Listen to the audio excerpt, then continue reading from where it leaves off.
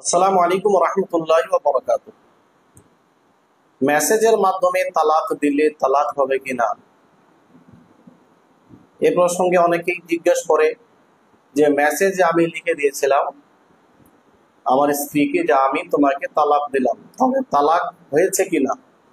এ প্রসঙ্গে মনে রাখবেন যে যেমন ভাবে মৌখিক ভাবে জবান দিয়ে যদি কেউ তালাক দেয় তালাক হয়ে যায়, ঠিক একইভাবে যদি লিখিত ভাবে কেউ তালাক দেয় তো এই মতো অবস্থাতেও তালাক হয়ে যায়। যদি কোনো ব্যক্তি হোয়াটসঅ্যাপে গিয়ে, মেসেঞ্জারে গিয়ে বা এমনি মেসেজে গিয়ে বা অন্য কোনো অ্যাপের মাধ্যমে মেসেজের মাধ্যমে স্ত্রীর কাছে পাঠায় যে আমি তোমাকে তালাক দিলাম, স্বামী যদি সেই লেখাকে স্বীকার করে, সেই মেসেজকে স্বীকার করে যে হ্যাঁ এই মেসেজ আমি করেছি, তাহলে এমতো অবস্থায় তালাক হয়ে যাবে।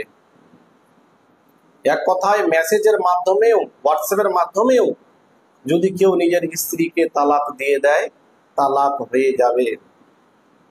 অনুরূপভাবে মোবাইল ফোনের মাধ্যমে যদি কেউ নিজের স্ত্রীকে বলে যে আমি তোমাকে তালাক দিলাম, তাহলে এই মত অবস্থাতেও তালাক হয়ে যাবে।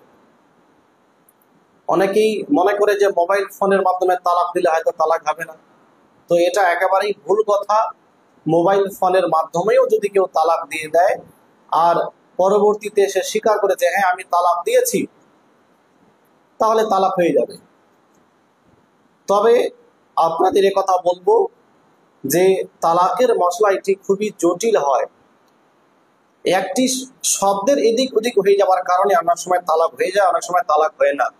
এজন্য নিজে নিজে ফয়সালা করবেন না।